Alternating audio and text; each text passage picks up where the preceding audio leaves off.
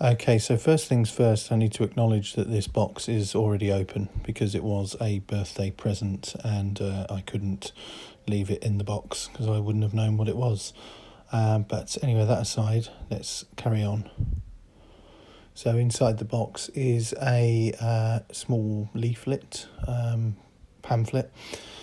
I've tried to recreate this exactly as it was, by the way, so a bit of fakery there, but you get the picture.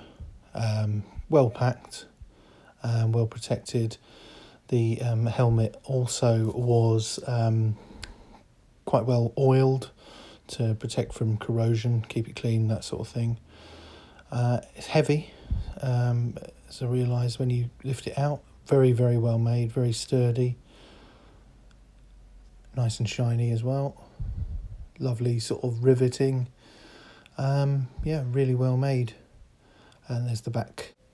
There is actually a version with an aventail down the back, which, if you're familiar with that, is a sort of male drape. And yeah, it stays on very well.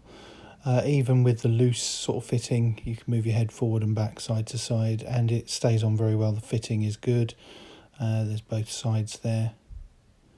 And the front, with a sort of bird shape.